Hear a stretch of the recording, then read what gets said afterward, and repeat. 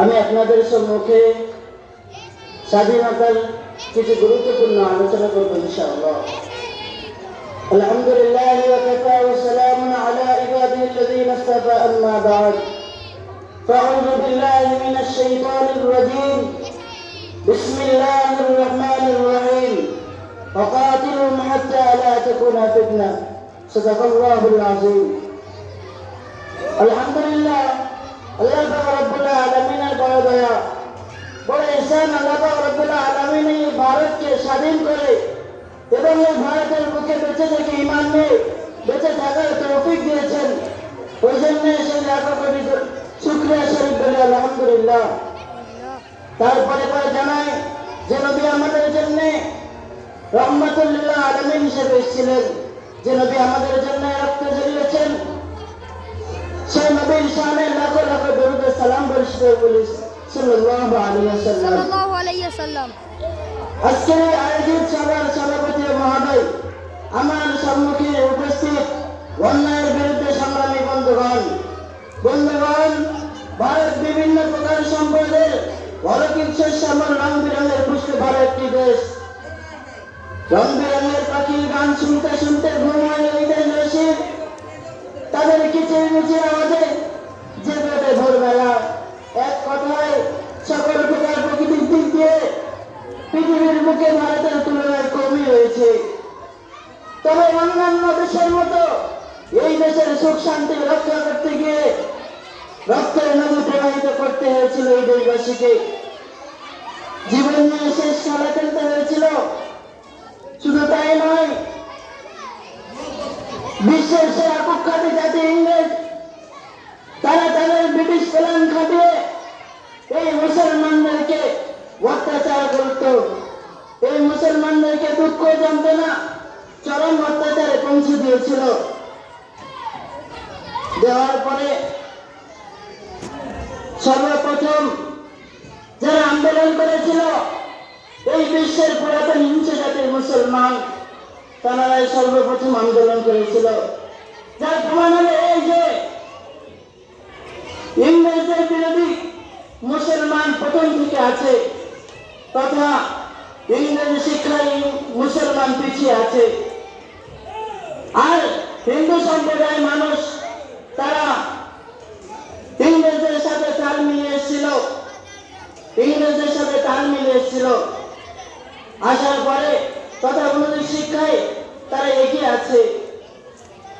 1600 খ্রিস্টাব্দে ভারতের বুকে ওই কুখ্যাতি জাতির দুর্ভাগ্যজনক অভিভাবের পর থেকে দেশের শিক্ষিত ওলামা সমাজ তাদের বুকে লুকিয়ে থাকা আঘাত পরিকল্পনা সম্পর্কে জনগণকে সচেতন করতে থাকে। 1803 সালে যখন ইংরেজ মুঘল সম্রাট থেকে ভারত শাসনের ক্ষমতা জোরপূর্বক নিয়ে দেশের মাটিকে বিনষ্ট করে নিজের পাহাড়কে মজবুত করতে লাগলো, তখন ভারতীয় উলামা সমাজের একজন বিখ্যাত আলেম শাহ আব্দুল আজিজ দেওলাবী রহমাতুল্লাহ আলাইহি, তিনি তাদের বিরুদ্ধে জিহাদ করা ফরজ বলে ফতোয়া দিয়েছিলেন। উক্ত ফতোয়ায় মুসলমানদের ঘুমন্ত ক্ষমতাকে জাগ্রত করে তোলে এবং দেশ জুড়ে শুরু হয় ইংরেজদের বিরুদ্ধে প্রতিশোধমূলক আন্দোলন, সিপাহী আন্দোলন, মুঘল আন্দোলন, খেলাফত আন্দোলন ইত্যাদি ইত্যাদি। 1831 সালে আন্দোলন করতে গিয়ে সৈয়দ আহমেদ শহীদ এবং ইসরাইল শহীদ রহমতুল্লাহ আলাইহি বরণ করতে শাহাদাত বরণ করেন।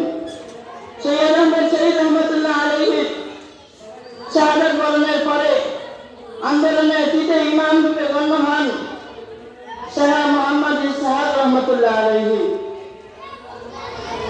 মাওলানা জামিল সাহেব শাহাদাত বরণ করেন এবং রশিদ আহমেদ গাঙ্গুলী রহমতুল্লাহ আলাইহি বন্দী হন। হাজী ইমদাদুল্লাহ রহমতুল্লাহ আলাইহি বহুদিন 1857 সালে স্বাধীনতার আন্দোলন মাওলানা কাসেম নানুতুবি রহমতুল্লাহ আলাইহি এবং হাজী ইমদাদুল্লাহ রহমতুল্লাহ আলাইহি বহুদিন আত্মগোপন করে। উক্ত আন্দোলনে প্রায় মুসলমানদের প্রাণ প্রাণগত করতে হয়। তার মধ্যে প্রায় 57,000 উলামায়ে গ্রামের প্রাণ ছিল। 1857 সালে আন্দোলনের পরে 1866 সালে 30 মে মাওলানা কাসেম নানভী রহমতুল্লাহ আলাইহি মুসলমানদের ঈমান ও আকীদা সম্পর্কে এবং ব্রিটিশ সরকারের মোকাবিলা করতে উপযোগী অস্ত্র হিসেবে এই দেওবন্দ মাদ্রাসা উপস্থাপন করেন। এখান থেকে জন্ম নেয় ইংরেজদের বীজ হিসেবে হাজার হাজার বীর মুজাহিদ। কিন্তু একের পর এক উলামার উপরে ইংরেজরা এতই ক্ষিপ্ত হয়ে পড়েছিল যে লম্বা জামা মুখে দাড়ি রাখা দেখলে পাগল কুকুরের মতো ঝাঁপিয়ে পড়ত, তাদেরকে ফাঁসিতে ঝুলিয়ে দিত। মিস্টার টমসন বলেন 1866 সাল থেকে নিয়ে 64 সাল থেকে নিয়ে 67 সাল পর্যন্ত মাত্র 3 বছরের মধ্যে 14,000 উলামায়ে গ্রামকে ফাঁসি কাটে ঝোলানো হয়। তিনি আরো বলেন, আমি আমার দিল্লি তাঁবুতে প্রবেশ করে দেখলাম দুর্গন্ধ অনুভব করতে পারি।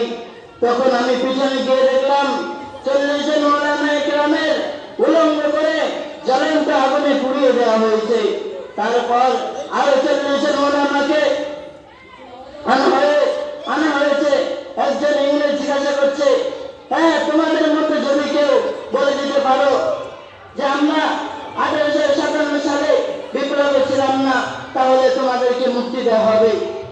তিনি সৃষ্টিকর্তার শপথ করে বলেছিলেন, একজন মাওলানা এক কথায় অস্বীকার করে নেয়, বরং একের পর এক দৃষ্টির সাথে উচ্চ কণ্ঠে আল্লাহু আকবার, আল্লাহু আকবার জয় হিন্দ দিয়ে শাহাদাত বরণ করেন।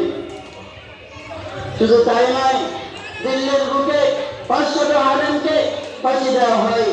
তিনি আরো বলেন, হিন্দুদের মুখে গরুর মাংস পুড়িয়ে দেওয়া হতো এবং মুসলমানদেরকে সুগারের চামড়া পুড়ে দিয়ে সেলাই করা হতো। তারপরে হযরত শাইখুল হিন্দ রহমতুল্লাহ আলাইহি 1916 সালে তার 4 সঙ্গীকে নিয়ে বীর মুজাহিদ মাওলানা হুসাইন আহমেদ মাদানী সহ 3 বছর 7 মাস দ্বীপের মধ্যে বন্দী জীবন কাটায় অতিবাহিত করেন। 1920 সালে ভারতে ফিরে আসেন এবং 1920 সালে 30 নভেম্বর মঙ্গলবার পার্লামেন্ট করেছিলেন। তিনি যা বলেছিলেন হযরত মাওলানা শাইখুল হিন্দ রহমতুল্লাহ আলাইহি, তিনি শেষবারের মতো যে কথাটি বলেছিলেন সেটা ছিল, মৃত্যু তো আক্ষেপ নেই কেন, কিন্তু আফসোস আল্লাহর নাম বুলন্দ করার জন্য। তিনি বলছেন, আফসোস আল্লাহর নাম বুলন্দ করার জন্য আমাকে যদি টুকরো টুকরো করা হতো। তিনি আফসোস করছিলেন। পর্তুগালে বীর মুজাহিদ হুসাইন আহমেদ মাদানী রহমতুল্লাহ আলাইহি তিনি বলেছিলেন, আমাকে যদি জ্বলন্ত আগুনে পুড়িয়ে দেওয়া হয়, দেওয়ার পরে আমার ওই পুরানো ছাই নিয়ে যদি সমুদ্রের মধ্যে নিক্ষেপ করে দেওয়া হয়, আমার ওই ছায়ের প্রতিটি কোণা থেকে ইংরেজ বিরোধী জিহাদের হুঙ্কার শোনা যাবে।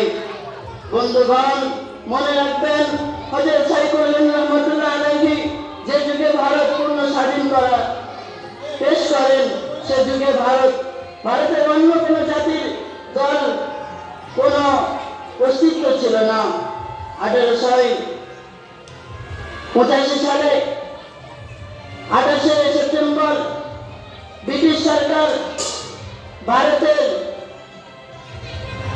সরকার কি করলো, আন্দোলন করতে গেলে 1931 সালে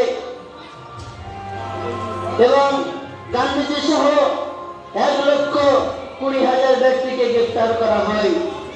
1922 সালে খেলাফত আন্দোলনে প্রাণকে বাজি রেখে একাধিকবার বরণ করেন মাওলানা আবুল কালাম আজাদ, মাওলানা হাফিজুর রহমান, মাওলানা হুসাইন আহমেদ মাদানী।